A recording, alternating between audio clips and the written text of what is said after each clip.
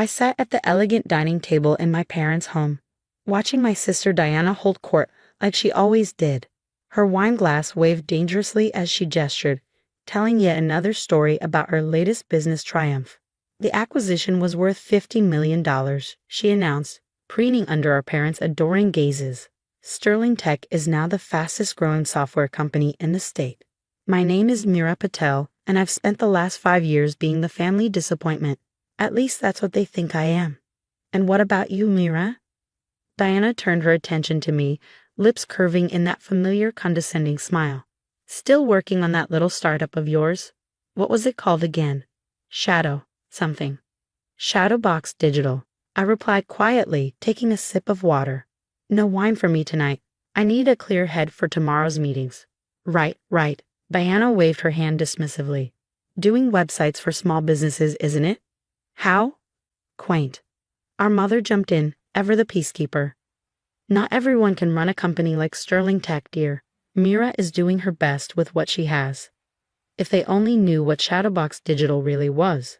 Behind the modest website and small downtown office that my family occasionally drove past, my tiny startup was actually one of the most innovative cybersecurity firms in the country. Our client list included government agencies, multinational corporations, and yes, several companies larger than Sterling Tech. But Diana had always been the star. Perfect grades, prestigious MBA, meteoric rise through the tech industry. When she founded Sterling Tech 6 years ago, our parents remortgaged their house to provide her seed funding. They never even asked what I was working on. I read about Sterling's new security platform, our father said proudly. Absolutely revolutionary. Diana, you're changing the entire industry. I bit back a smile, thinking about the security flaws our team had discovered in Sterling's platform just last week. Diana had dismissed our private warning sent through intermediaries, of course. Some tiny consulting firm couldn't possibly understand her sophisticated technology. Speaking of changing the industry, Diana continued, we're announcing a major merger tomorrow. One of the biggest deals in the state's history. She smiled smugly in my direction. But I'm sure you understand the importance of confidentiality agreements, Mira. Oh wait, your little web design company probably doesn't deal with those. My phone buzzed quietly in my lap. A message from my COO. Everything's set for tomorrow. Their board has approved the terms. Should I send the final paperwork to their lawyers? What was that, dear? My mother asked, noticing my distraction. Just a client emergency, I said. Small business websites, you know how it is. Diana laughed, the sound sharp and dismissive. Oh, I remember those days. Staying up late, worrying about tiny projects. But that's the difference between us, isn't it? I always aimed higher. I typed a quick response. Send everything. Meeting at 9 a.m. The truth about Shadowbox Digital was known to very few people. On paper, we were a small web development firm. In reality, we were a cybersecurity powerhouse operating through a complex network of shell companies and subsidiaries. Our real headquarters occupied 3 floors of a downtown high-rise, employing over 200 of the best programmers and security experts in the business. More importantly, we had spent the last year quietly acquiring shares in Sterling Tech through various front companies. Diana's revolutionary security platform was built on fundamental flaws that would soon become very public.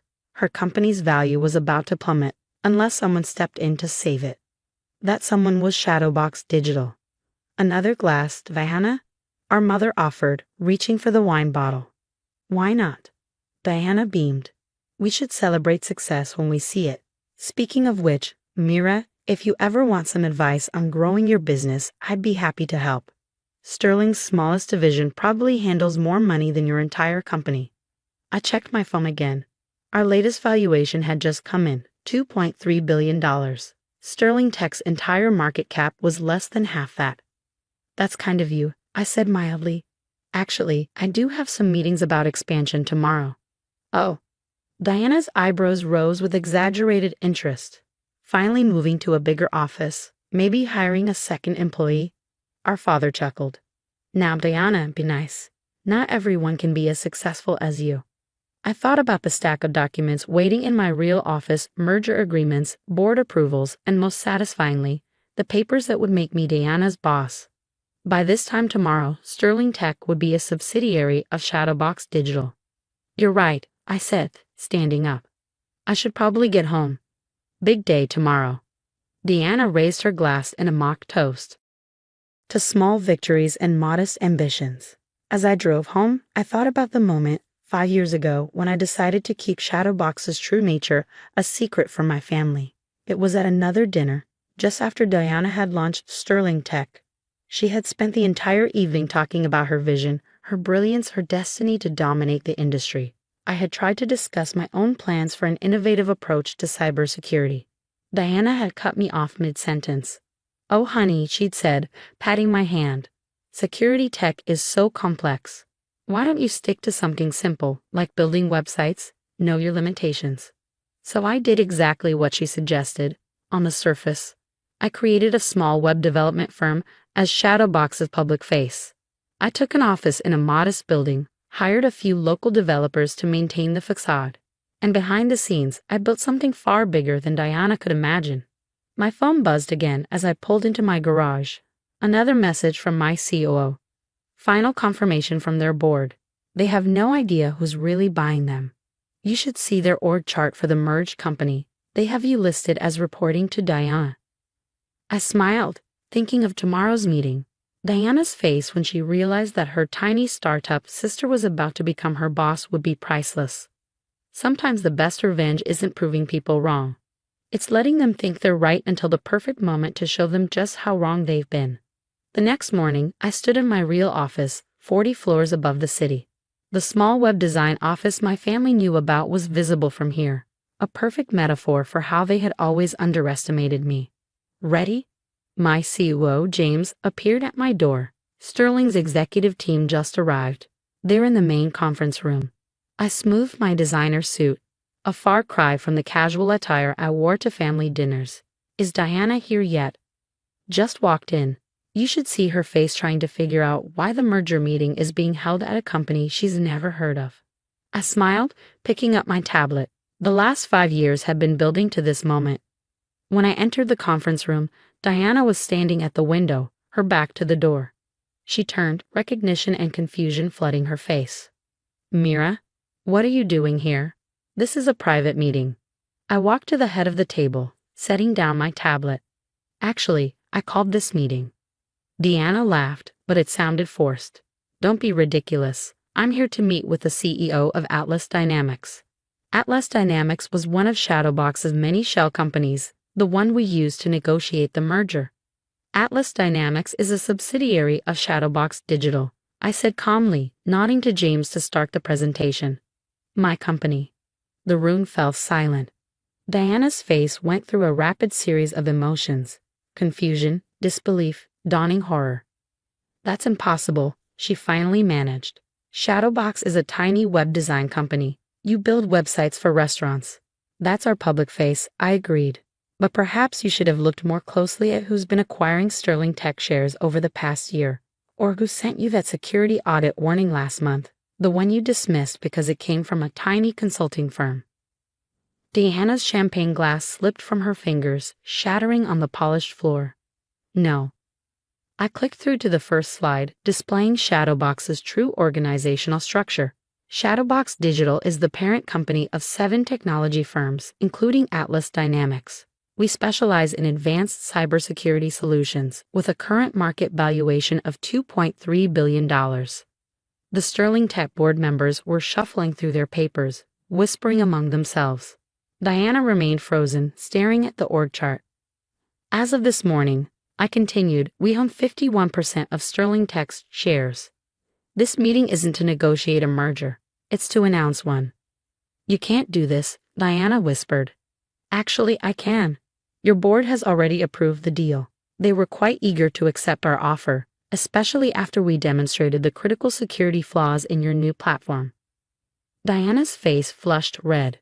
"Those warnings came from you?" "We tried to tell you privately. You chose not to listen." I turned to address the broader room. "Sterling Tech will become a division of Shadowbox Digital. We'll fix the security issues, integrate the salvageable technology, and restructure the management team." "Restructure?" Diana's voice cracked. "I'm the CEO." "Not anymore." I slid a document across the table. "Your resignation letter is already prepared." Don't worry, your golden parachute is quite generous. The next hour was a blur of signatures, legal requirements, and shocked silence. Diana sat in her chair, seemingly unable to process what was happening. Finally, as the board members filed out, she turned to me. Why, she asked, why go to all this trouble? Why pretend to be small? I sat on the edge of the conference table. Do you remember 5 years ago when you told me to know my limitations? You, Mom, Dad, you all decided what I was capable of without ever bothering to find out what I was actually doing. So this is revenge? No, I corrected her, this is business. Sterling Tech is a good acquisition for us, despite its flaws. The fact that it happens to be deeply satisfying is just a bonus. My phone buzzed. A message from our mother. Diana just called in tears. What's going on? What have you done? I showed the message to Diana. They still think you're the successful one. Should we go tell them together? The family dinner that night was very different from the previous one. I sat at the same table, but now Diana was the quiet one, pushing food around her plate. I don't understand, our father kept saying. How could Shadowbox be worth billions? You work in that tiny office downtown. That's just for local web design clients, I explained. Our real headquarters is the Hamilton Tower. You can see my office from here. Top 10 floors, north side. Our mother reached for her wine glass with trembling hands. But Diana, Sterling Tech, will be well taken care of as part of Shadowbox, I assured her. Though Diana has chosen to step down as CEO. Stepping down is a polite way to put it, Diana muttered. You could have warned us, our father said accusingly. All these years pretending to run a small business. I raised an eyebrow. Would you have believed me? You never bothered to ask about my work, except to compare it unfavorably to Diana's. The silence that followed was heavy with realization. Years of assumptions, dismissals, and condescension hung in the air between us. Finally, Diana spoke. I underestimated you. We all did. Yes, I agreed. You did. In the months that followed, Sterling Tech was integrated into Shadowbox. The security flaws were fixed, the technology improved, and the company flourished under new management. Diana took a job with a smaller tech firm, hopefully having learned something about humility. Our parents stopped comparing us, though they still struggled to understand how their underachieving daughter built a billion-dollar company right under their noses. As for me, I kept the small web design office downtown. It serves as a reminder that appearances can be deceiving, and that sometimes the best success is the kind no one sees coming. Occasionally, I drive past it on my way to my real office, remembering Diana's words. Such a tiny startup. I smile every time, because sometimes the best response to being underestimated isn't to prove people wrong. It's to let them keep believing they're right until the perfect moment to show them just how wrong they've been. These days, when people ask about my path to success, I tell them the truth. Sometimes the biggest achievements start with a small facade and a lot of patience. And sometimes the sweetest victory isn't in proving others wrong, but in watching them realize how wrong they've been all along.